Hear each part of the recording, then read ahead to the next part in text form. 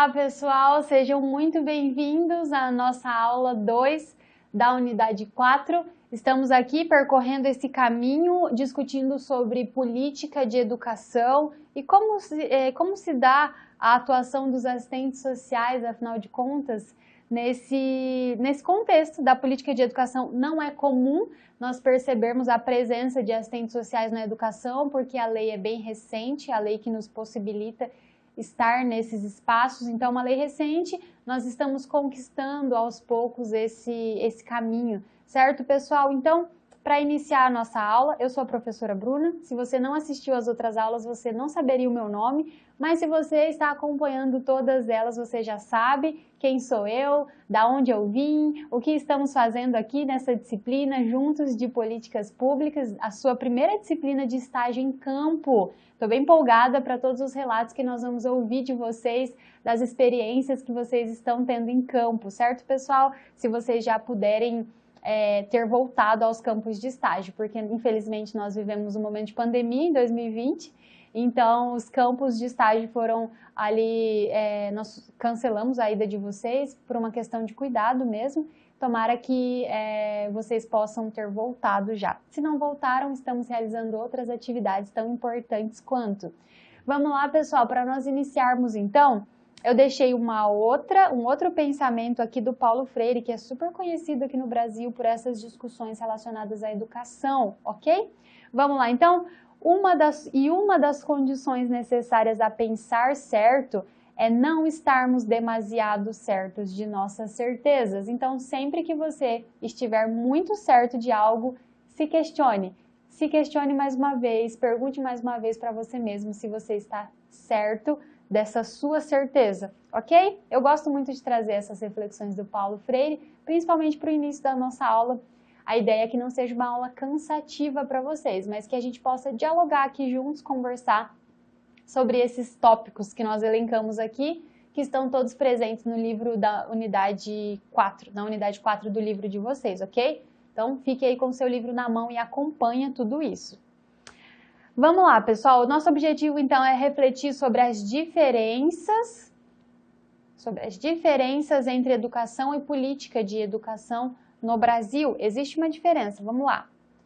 Então, qual que é a diferença, pessoal? Educação, ela se dá em todos os espaços, formais e informais, nos dois. A educação, ela está acontecendo de forma contínua, conforme nós vamos vivendo a nossa vida, certo? A gente está sempre aprendendo algo, a gente está sempre construindo algo. A construção social, ela está sempre em andamento. A educação, em seu sentido mais geral, é isso. Ela acontece em todos os espaços, não necessariamente num espaço formal, de estudantes com cadeiras, sentadas numa sala, com o professor aqui falando, ou no caso de vocês, que são alunos da modalidade à distância, né? Ali com seu computador, estudando, ouvindo, vendo uma aula como essa. A educação, ela não se dá somente nestes espaços formais, mas ela ocorre em todo o tempo da nossa vida, certo?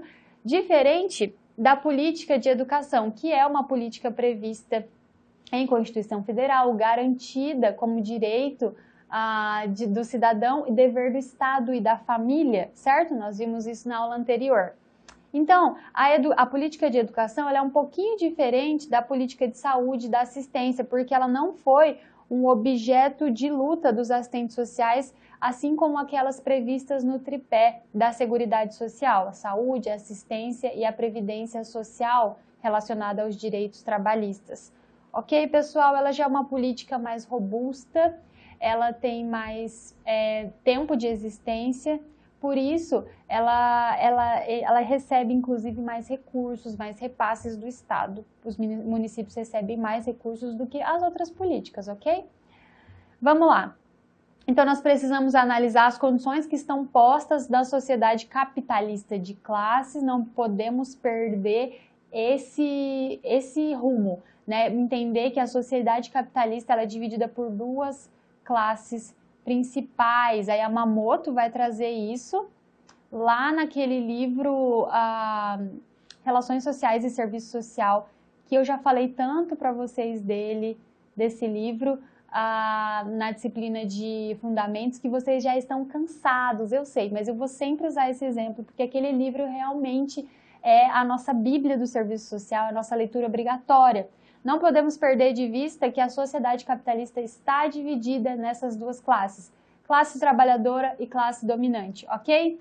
Sendo elas, sociedade capitalista de classe, sendo elas econômicas, sociais e políticas. Então, essas são as condições que estão postas. Eu tenho condições de investimentos em políticas econômicas, o capital sempre vai investir em política econômica em detrimento de políticas sociais. Já conversamos sobre isso, vocês se recordam? Sociais, que são os gastos do Estado, o Estado sempre vê investimentos sociais como gastos, vou até colocar aqui, ó, gastos, para você lembrar, entre aspas, que o Estado percebe esses investimentos como gastos. E políticos também, ok, pessoal? Então, nesse sistema capitalista, eu vou sempre sinalizar isso para vocês não perderem de vista, a educação ela está basicamente voltada para a formação para o trabalho o tempo todo. A ideia da educação é sempre promover um lugar no mercado de trabalho para que você possa o quê? Já conversamos sobre isso. Ser. Essa ideia do ser alguém na vida está muito presente no nosso imaginário na sociedade capitalista, né, pessoal? Então, vocês sabem, vocês também passam por isso, vocês também são ativados nessas cobranças sociais por ser alguém na vida. Se você está aqui cursando essa graduação em serviço social, provavelmente você está almejando novos espaços, novos lugares, porque você quer melhorar a sua condição de vida, muito provavelmente, né? Então, na sociedade capitalista, a ideia de educação, ela está relacionada a ser e a ter coisas também, né? Você precisa ser um bom administrador, um bom assistente social, para você poder ter. Ter o quê, pessoal? Bens e serviços, mercadorias. Opa! A minha caneta, às vezes eu tô aprendendo, gente. Sou velha, mas nem tanto. Mercadorias e tudo mais o que um trabalho pode nos proporcionar, certo, pessoal? Então é isso, lembrem disso, na sociedade capitalista a educação está vinculada ao mercado de trabalho. Então, quando o assistente social está inserido nesse espaço educacional, que é um campo novo para nós, ele precisa entender que é chamado para desvelar a totalidade desses processos sociais. Ele não é chamado para olhar somente a realidade que está posta. Então, a realidade que está posta é uma realidade de, muitas vezes, né, vulnerabilidades sociais. Vou colocar no singular aqui, pessoal. Uma realidade de vulnerabilidade social. No entanto, nós precisamos perceber além.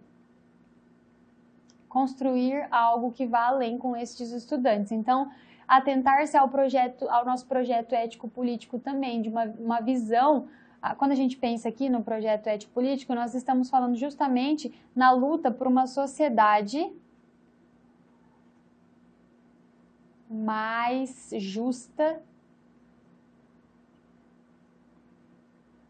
e igualitária. Nosso projeto ético-político, ele prevê isso, ele preconiza isso, uma sociedade mais justa e igualitária. Então, quando nós olhamos para o ambiente escolar, é isso que nós precisamos perceber. São esses aspectos que nós precisamos ir captando das famílias, do histórico familiar, para que a nossa atuação possa ser comprometida com a classe trabalhadora, com essa demanda. Ok, pessoal? Quais são as nossas maiores demandas que estão presentes na política de educação? Lembrando que a política de educação é diferente da educação. Então, nós trabalhamos normalmente com a evasão escolar, que é aquele exemplo que eu dei na aula passada, de por que essa criança está evadindo da escola. Quais são as expressões da questão social que estão presentes nesse núcleo familiar? Pode ser que seja uma violência? Pode ser. Pode ser que essa criança esteja trabalhando a noite toda, trabalho infantil? Pode ser também, não pode? Muitas coisas podem estar aqui no meio desse círculo. Pode ser que ela sofra não só a violência física aqui, mas pode ser que a criança evadida da escola pode ser que seja um sinal de que ela está sendo violentada sexualmente? Pode ser. Você acha, então, que é importante a presença do assistente social no ambiente escolar? Diante de tudo isso que nós podemos pensar só no aspecto da violência, da evasão escolar, então ela pode estar sendo violentada sexualmente também, é uma demanda para o serviço social. Muitas coisas podem acontecer para que essa criança ou esse adolescente esteja numa situação de evasão escolar, ok? Nós também trabalhamos na universidade, normalmente a assistência estudantil, ela se dá nesse âmbito da universidade, pessoal. Então, trabalhamos com essa questão das bolsas, das entrevistas com os estudantes. Trabalhamos também questões relacionadas à etnia, a gênero, bullying, né? Normalmente essas questões de bullying elas têm sido bastante faladas, né? Nos últimos anos. Então, projetos contra bullying, a conscientização dos alunos, dos estudantes, tudo isso envolve a nossa prática dentro do ambiente escolar também, ok, pessoal? E o que o Cefes diz sobre isso? Nosso Conselho Federal de Serviço Social. Olha só, a nota de 2013. A educação é um complexo constitutivo da vida social, que tem uma função social. A educação não tem uma função só educativa, meramente educativa, é uma função social. Eu estou preparando alguém para o seu futuro.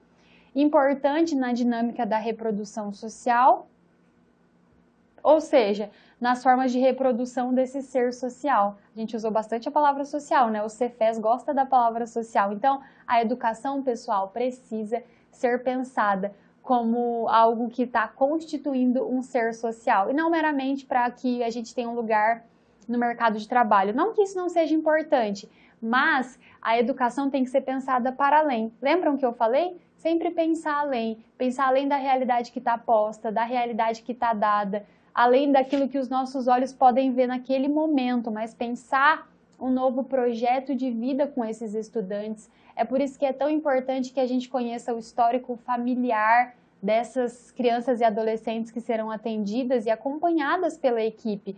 É importante que nós conheçamos a história de cada um desses integrantes da família, a mãe, o que faz, o pai, de repente um instrumento de trabalho que nós podemos utilizar é a visita domiciliar. E eu gosto muito desse instrumento de trabalho, particularmente, porque nos permite a ida ao território. Quando nós estamos lá, naquele ambiente em que a pessoa vive, nós conseguimos ter clareza de tantas outras coisas que nós não conseguimos perceber quando nós estamos sentados na nossa cadeira, lá na nossa sala dentro da escola, por exemplo. Não só no ambiente escolar, mas com outras políticas públicas também, a visita domiciliar é um instrumento super importante, porque nós estamos lá, naquele ambiente, conhecendo a realidade que a pessoa vive todos os dias. Então, isso é muito importante, pessoal. Nós precisamos deixar de analisar o contexto, deixar de analisar a circunstância por si própria e pensar de uma forma mais ampla. E quando nós estamos lidando com crianças e adolescentes, isso se torna ainda mais latente, porque muitas vezes as crianças e adolescentes não vão falar, né? Elas estão naquela fase ali, muitas vezes que só são tidas como rebeldes e que não vão falar claramente o que se passa, né? No ambiente da casa delas, no ambiente do bairro. Então, é muito importante que nós possamos acessar esses lugares, que nós possamos ir até esses lugares, conhecer esses lugares, para entender também um pouco da realidade social que está posta para essas famílias. Então, trabalhar a evasão escolar relacionando sempre, pessoal, sempre com as expressões da questão social que atravessam a vida dessa família. Então, eu não vou colocar no meu relatório nada do que eu acho, nada do que eu penso sobre a criança. Eu vou colocar aquilo que os meus estudos, que a minha prática profissional está me mostrando. E eu vou me despir dos meus achismos, daquilo que eu penso estar certo sobre famílias, sobre crianças em escolas, sobre o jeito dela se vestir, o horário que ela chega. Então, o serviço social não tem uma função moralizadora, nem na escola, e nem na política de saúde, nem na política de assistência social. O serviço social tem uma função específica, que é pensar de forma macro, que é analisar as expressões da questão social que atravessam as famílias e indivíduos e trabalhar com isso. E a partir disso, com as políticas públicas, e fornecendo esses outros caminhos. Certo, pessoal? Essa era a nossa proposta para estudarmos nessa aula. Ainda temos a unidade 5, então eu encontro você nessa unidade, na nossa primeira aula, já já, ok? Te vejo logo, até mais e se cuide. Um abraço!